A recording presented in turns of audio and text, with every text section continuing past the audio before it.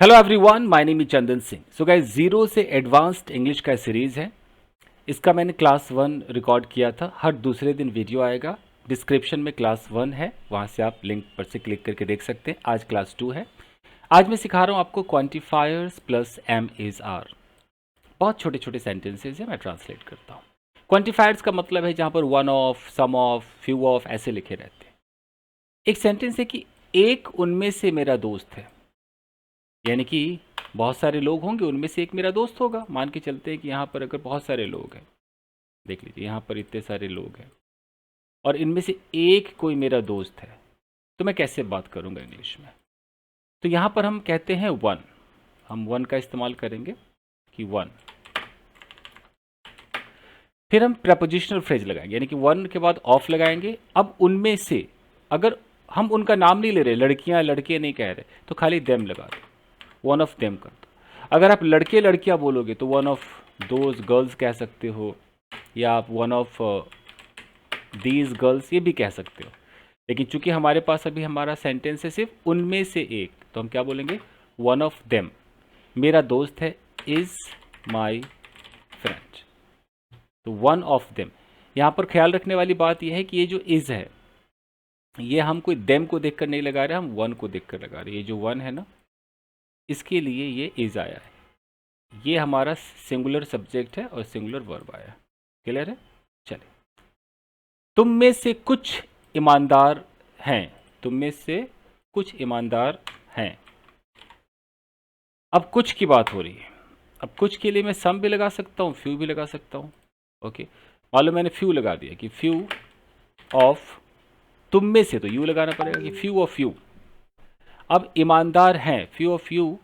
अब इज या आर, तो फ्यू जो है वो प्लूरल फैमिली के लिए ही बना है, वो सिंगुलर को डिनोट करता ही नहीं, तो आर ही आने वाला है। तो few of you are honest. बन गया। नेक्स्ट है बहुत से लोग दयालु हैं। तो बहुत से लोग दयालु हैं कैसे होगा? बहुत सा मतलब अलॉट ऑफ, तो अलॉट ऑफ पीपल।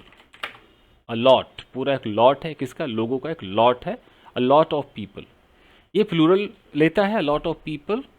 अगर प्लूरल नाउन है तो प्लूरल लेता है, अगर यहाँ पानी वानी होता है तो सिंगुलर भी लेता है। तो लॉट ऑफ पीपल के साथ क्या लगेगा? Are. A lot of people are दयालु, मतलब काइंड। हमेशा याद रखना है कि जैसे ये लॉट ऑफ है, अ लॉट ऑफ, तो एक अ लॉट ऑफ होता है और एक होता है अ नहीं लगा रहता है, उसमें लॉट्स लगा रहता है। एक होता है लॉट्स ऑफ। हम इनको सिंगुलर भी मानते हैं, हम इनको प्लूरल भी मानते हैं। ये डिपेंड करेगा कि यहाँ पर क्या आ रहा है। जैसे अगर यहाँ पर ऐसे आ जाए कि अ लॉट ऑफ मिल्क आ जाए, तो मिल्क के लिए फिर हम आर तो नहीं लगा पाएंगे, तो इज लगाएंगे, सिंगुलर लगाएंगे। लेकिन अ लॉट ऑफ पीपल आ जाए तो आर लगाएंगे। ये रहता है। तो lot of people are kind. देखिए, अधिकांश विद्यार्थी होशियार है। अधिकांश मतलब ज़्यादातर जो विद्यार्थी वो होशियार है। तो आप यहाँ पर क्या बोलोगे? मोस्ट भी लगा सकते हो कि most of the students are, होशियार है मतलब इंटेलिजेंट, तो मोस्ट का इस्तेमाल कर ले। मोस्ट ऑफ द स्टूडेंट्स, ज़्यादातर, अधिकांश।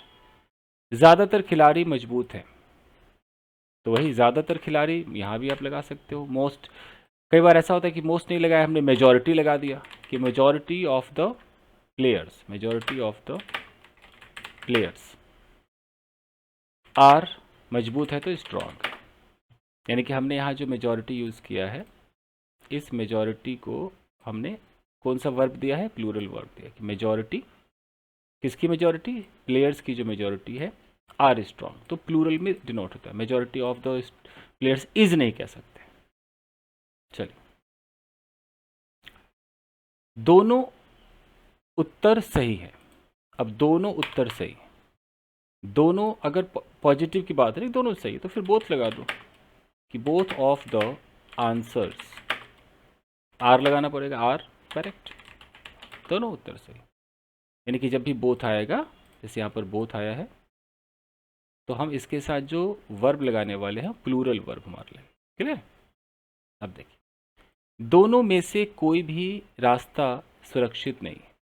मान लीजिए कि यहाँ पर दो रास्ते हैं, एक ये रास्ता है और दूसरा रास्ता ये है। मैं कह रहा हूँ कि दोनों में से कोई भी सुरक्षित नहीं है, ये भी सुरक्षित नहीं है, ये भी सुरक्षित नहीं। तो इस वक्त हम क्या यूज़ करेंगे? दिमाग में तो लोगों को बोथ बैठा रहता है ना, दोनों है तो बोथ है, बट हम बोथ नहीं लगाएंगे, हम लगाएंगे नीदर। नीदर के बाद ऑफ लगाएंगे, नीदर ऑफ द, रास्ता है तो neither of the roads, ways, जो भी है, नीदर ऑफ द वेज। अब जैसे आप नीदर लगाओगे और यहाँ वेज भी कह रहे हो, और जब भी आप ये नीदर बोलोगे तो लोग समझ जाएंगे कि बात दोनों की हो रही है, तो आपको अलग से कोई बोथ वोथ नहीं लगाना, नीदर में ही दो छुपा हुआ है। तो दोनों में से कोई भी रास्ता सुरक्षित नहीं है, नीदर में नहीं भी छुपा हुआ है तो नॉट भी छुपा हुआ है, तो नीदर ऑफ द वेज, और इसको सिंगुलर माना जाता है, ये भी ख्याल रखना, तो इज हो जाएगा। तो neither of the ways is सुरक्षित, सुरक्षित मतलब सेफ। आपका मन करेगा आर लगाने का, बट आर नहीं लगाना है। मान लीजिए कि मैं एक एग्जांपल और देता हूँ, मैं बोलूँ कि उन लड़कों में से दो ही लड़के हैं, मतलब उन दोनों लड़कों में से, उन दोनों लड़कों में से मेरा कोई फ्रेंड नहीं। तो जैसे अब मैं दो ही लड़के हैं तो मैं सीधा नीदर बोलूँगा कि नीदर ऑफ दोज बॉयज़। जैसे मैंने यहाँ दोज बॉयज़ बोला तो इस दोज बॉयज़ का मतलब दो से ज़्यादा नहीं हो सकता, क्योंकि यहाँ पर मैं ऑलरेडी नीदर लिख चुका हूँ। नीदर लिखते लोग समझ जाएंगे कि बात दो की ही हो रही है।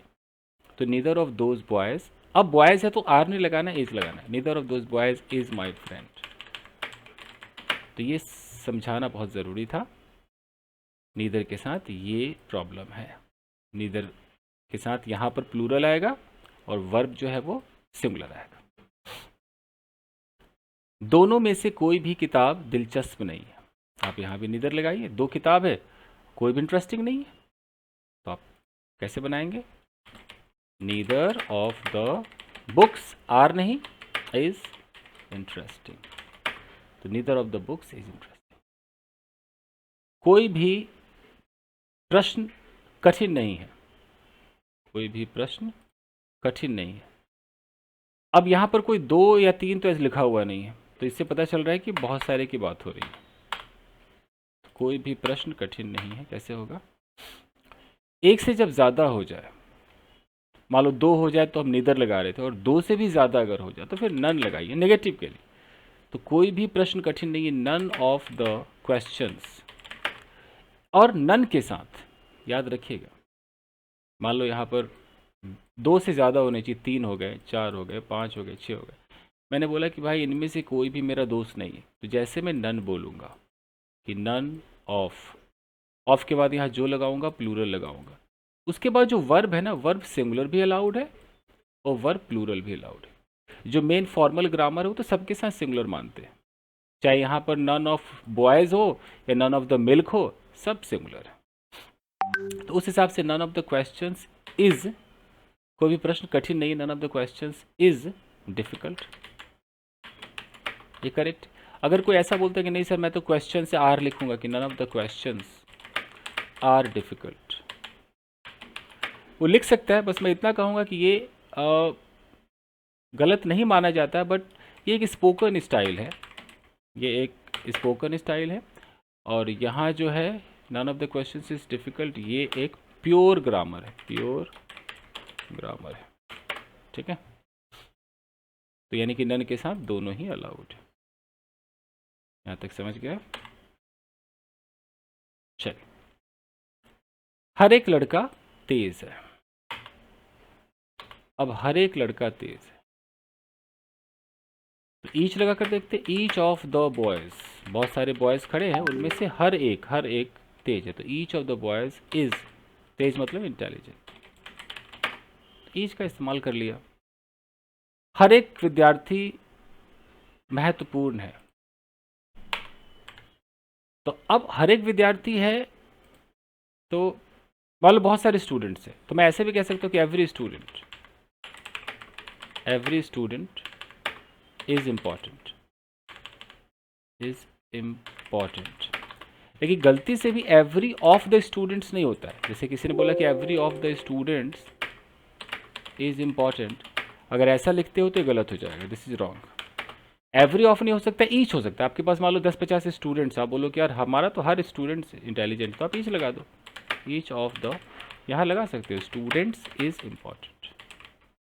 अगर एवरी लगाना है तो फिर ऑफ मत लगाओ, सिर्फ एवरी लगाओ, एवरी स्टूडेंट इज इम्पॉर्टेंट। ठीक है। बहुत सी लड़कियां मेहनती हैं, बहुत सी हैं, तो अब बहुत सी को अलॉट ऑफ भी कह सकते हो, लेकिन बहुत सारे उनमें से बहुत अगर मेहनती है तो मेनी लगा दो, मेनी ऑफ द गर्ल्स।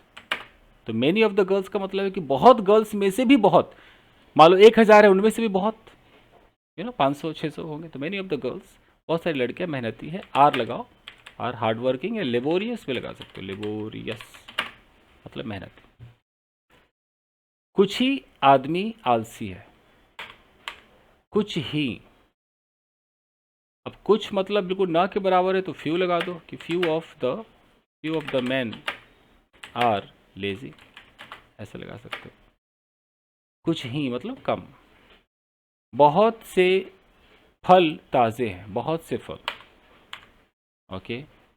अब बहुत से फल, तो मेनी ऑफ द मतलब फ्रूट्स कह सकते हो या लॉट ऑफ फ्रूट्स कह सकते हो, लेकिन बहुत से फल ताज़े हैं मतलब मैं कह रहा हूँ कि हाँ ये इतने सारे फल हैं, इनमें से बहुत से ताज़े, तो मेनी लगा दो कि many of the fruits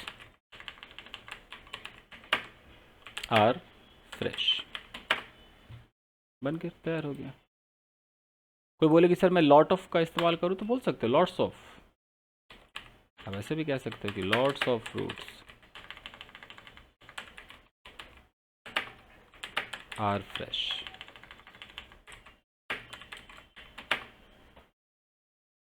lots of fruits में है कि ढेर सारा फ्रूट, बहुत सारा फ्रूट है।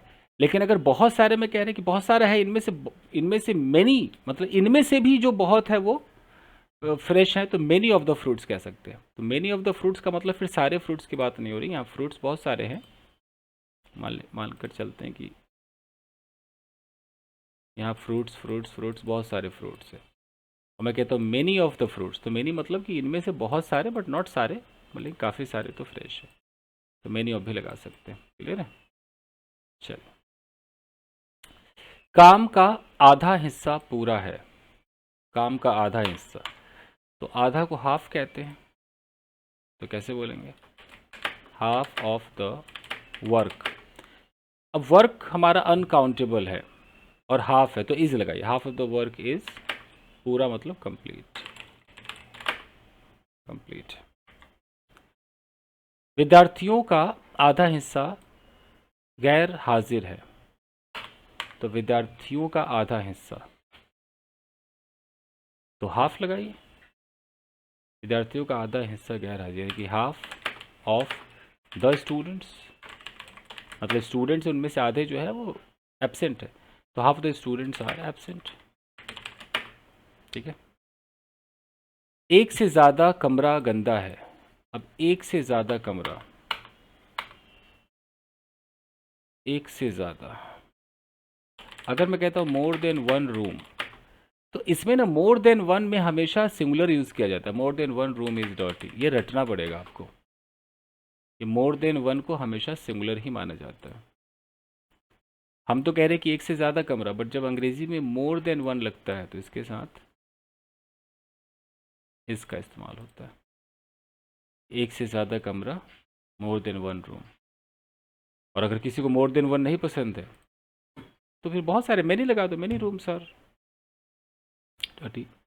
5 से ज़्यादा लड़के मौजूद हैं, हाँ अगर आप 5 कह दोगे तब प्लूरल लगा दो, ये मोर देन वन के साथ ही सिंगुलर आता है। अगर आपको ऐसा बोलना है 5 से ज़्यादा, अगर आपने बोला कि मोर देन 5 कह दिया, 5 से ज़्यादा लड़के मौजूद हैं, मोर देन 5 बॉयज़, फिर आर लगा दो, आर प्रेजेंट। ठीक है। सिर्फ मोर देन अगर यहाँ 1 रहता है तो हम फिर उसके अकॉर्डिंग इज़ का इस्तेमाल करें। सारा खाना स्वादिष्ट है, सारा खाना, अब सारा खाना को क्या बोलेंगे, ऑल से भी कह सकते हैं कि मान लो ऑल के साथ किसी ने लगा दिया ऑफ, कि ऑल ऑफ द फूड, जितना भी फूड है,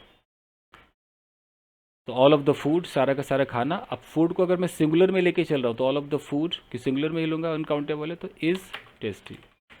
all of the food is tasty. कोई ऑफ नहीं भी लगाएगा, मान लो किसी ने ऑफ नहीं लगाया, तो ऑल द फूड भी कह सकता है कि all the food is tasty. पानी का अधिकांश हिस्सा साफ है, तो अधिकांश, अधिकांश मतलब most, most of the water, okay, most of the water is clean, इस तरीके से most of the water is clean. ठीक है, तो यही था गाइस, आई होप कि आपके समझ में आया होगा। इस सीरीज़ को फॉलो कीजिए, वीडियो को लाइक कीजिए, इसको आगे बढ़ाइए, इस सीरीज़ आपको बहुत कुछ सिखाएगा। थैंक यू गाइस, मिलते हैं, थैंक यू।